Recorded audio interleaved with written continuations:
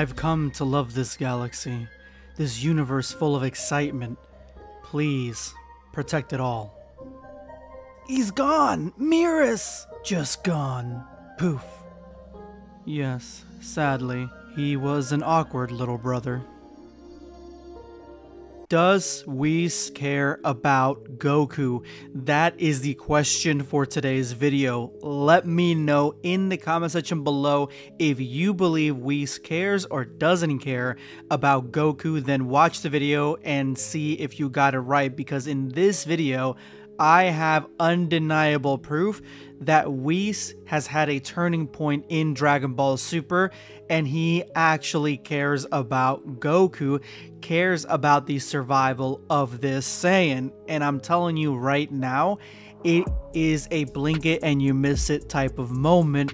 But there is so much wrapped into this. I went down this rabbit hole. I asked all of you guys, do you believe that Whis cares about Goku? And you all had mixed feelings about the situation. But after delving deep into it, I can tell you right now that that is the case. So before I begin, huge shout out to the Black Squad, all you who are here every single day.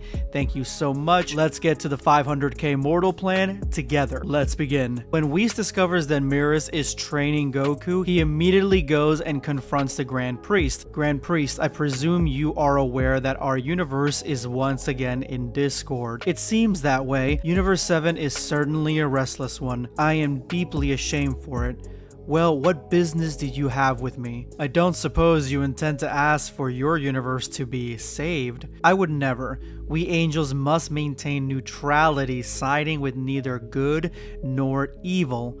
Just so. Then what would you ask of me? There is something I wish to confirm concerning our angel laws. The matter of Miris, I suppose. You are aware then. I dispatched my trainee angel Miris to Universe 7 so that he might learn about the way of things and broaden his perspective. Indeed, we angels must always act impartially. Beyond that single law, there are no restrictions on what we can or cannot do. His enlisting in the Galactic Patrol seemed a decent choice, as it would allow him to observe the side of good and virtue, but alas, he seems to have gained a bias. Just so, any further and he will be in violation of our code. As he is pushing the limit, I shall have to end Miris' tenure in the mortal realm. Grand Priest, might you allow me to collect Miris and deal with him on my own? Meaning, his actions with the Galactic Patrol have been limited to fighting with mortal weapons. He hasn't used his angel abilities, and at the moment all he is doing is training Goku, no more than that. Yes, it is as you say. Even I have taken it up myself to train mortals. Only because you crave the food of earth. I am that transparent? Very well, he came perilously close, but he did not violate our laws. Go on, I leave Miris in your care. Much obliged. But do keep a close eye on that one. Understood. Troublemaker or not, I do not wish to lose an angel. And that is the Grand Priest's bar. He does not want to lose any of his family members because all the angels are his children. When Whis goes and confronts Miris, he tells Goku that angels who break our code are eradicated without a trace. So Universe 7 has a rogue angel, one that has joined the Galactic Patrol, who is a trainee of the Grand Priest and has been sent there to basically view the world, view mortals, and gain a understanding of life in the universes, and has taken it upon himself to become a cop to see what justice is, good versus evil, all that. But he has not used any of his angel abilities, even though he's come perilously close. This angel Miris is literally one of the most insane curveballs that Dragon Ball Super's manga has ever thrown at us, and I feel at the time we did not make enough of a issue with it, because we have angels who do not give a flip if their universes are erased, if their angels are erased. Like, literally during the Tournament of Power, Margarita is really the only one that seemed to have any sort of emotion toward her universe being erased. Everybody else could not care less. But now we have an angel that cares for mortals so much that he is willing to put his own life on the line to fight against evil in that universe. In the Moro arc, it's not just Goku, Vegeta, and Gohan and Piccolo that have sort of a arc in the saga itself. It's also Whis. Whis goes from his baseline being that angels cannot interfere, besides gods of destruction and supreme Kais. Angels cannot interfere in the matters of mortals. They cannot weigh against any side. They cannot show any support for any side. They have to be neutral. This is what Whis tells Mieris like the entire time that he's with him. He even takes it upon himself to teach Mieris how to be an angel and just where they stand in the cosmic scale, telling the Grand Priest that Mieris has not broken the rules as of yet, and having Mieris be under Whis' wing because he did not want him to report straight to the Grand Priest, so he was looking out for Mieris. Like, Whis is having an arc here in Moro where none of us really were paying attention to it because it always seemed like it was about Goku and Mieris, which it kind of is.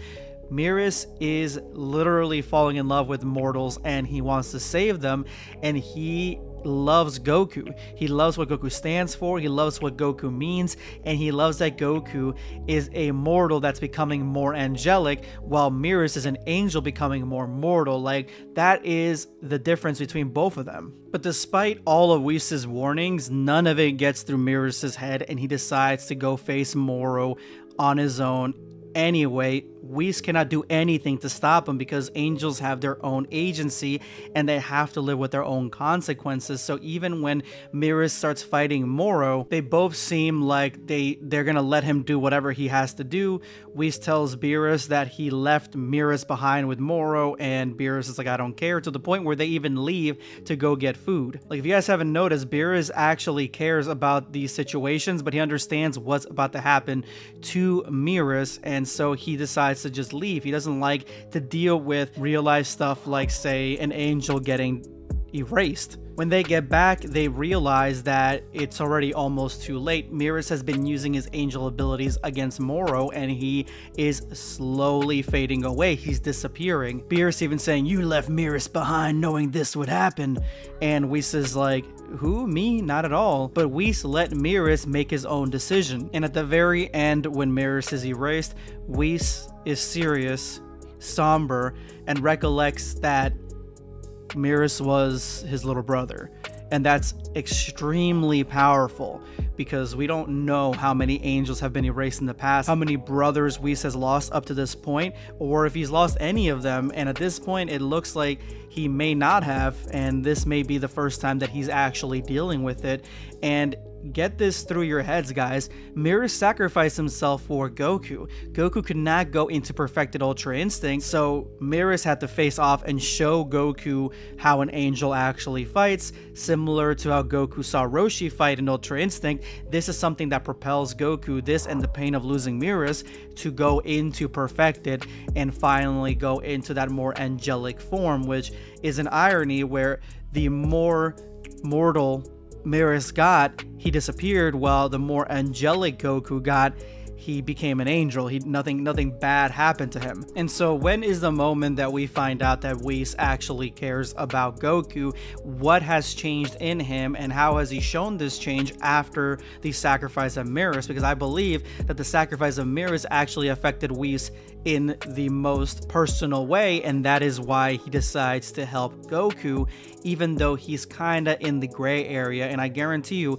he was pushing that meddling with mortals boundary that the Grand Priest and Angel Law has. Now, you could say that Whis literally helped the mortals back in Resurrection of F by rewinding time, and he even offered of his services saying, like, yeah, I can rewind time, but he could rewind time whenever he wants. Like, he could just be sitting there and start rewinding time 3 minutes every 3 minutes. So it's not really something that is directly helping the mortals. It's just something that he can do. What he does next is something he directly helps Goku with, and that is in chapter 66, when Beerus was going to intervene and destroy Moro but got called by the Grand Priest. Whis realizes that they're basically screwed. Goku is on his own. So he comes in and he does the first thing. He directly interferes with the fight. He knows good and evil. He knows he's not supposed to intervene or weigh in one direction or the other, but he does. He weighs in the direction of Goku, who is good, and tells Goku exactly how to defeat Moro. But that's not the only thing he does, as Moro is coming in to punch Goku, because Moro was already punching Goku before this. Moro is coming to punch Goku, not Whis. If you look at this panel, he's coming in to sandwich Goku between his fists. Remember, Whis is fast. He just got there, so this fist is coming in hot. And before the fist connects with Goku, Whis tells Goku a little bit more about how to defeat Moro and stops Moro with one finger. This is the only time that we see Whis stop an opponent that he isn't training. He's done this before while training, but he's never stopped somebody who is definitively a bad guy and trying to hurt our good guys. So he stops him right there, and this is a breach of Angel Law. He has broken the law here because he has weighed against one side and he has chosen a bias, which is Goku. And I believe that part of it is that Whis has been moved by Mieris' sacrifice, but another part is that Goku is a rare specimen. This guy is a mortal that has crossed into an angelic form and has literally become an angel right before his very eyes. So to Whis, Goku is extra special, and that is why later after this, Whis gives Goku further training in the Granola arc, and at the end of the superhero arc, I believe this is the reason that he takes more trainees. Now he's got Goku, Vegeta, and Broly, and more than likely he's gonna have Gohan next. He's already been doing calisthenics with the rest of them. Like, he is training as many trainees as possible, and we know that that's not breaking the rules, but that seems a little bit rebellious compared to what he was doing before, where he really was only training Goku and Vegeta. So I believe that this Whis is completely different than the one that we saw earlier in Dragon Ball Super, and I believe that he changed because of Mieris, and I think that he is very close to Goku and literally has an affinity for him and literally is watching his back. And I do believe that he's really happy that the Grand Priest made Mieris a mortal. He made him immortal, he took away his angel powers, and look at Whis' face when he finds this out. He's really happy that this happened and to see his little brother back. They care about each other. All the angels seem to care about each other to one extent or the other. The Grand Priest cares about his children. He even went out of his way to save Mieris, and so it's not far-fetched that the angels care. It's just that they have this law and this code that makes them not care about mortals, and they can't. And I think that Mieris broke it, but I also think that Whis is on the verge of breaking it, and that may be something that is explored in the future of Dragon Ball. But let me know what you guys think of this. I'll talk to you guys later. Subscribe for more content. Perish.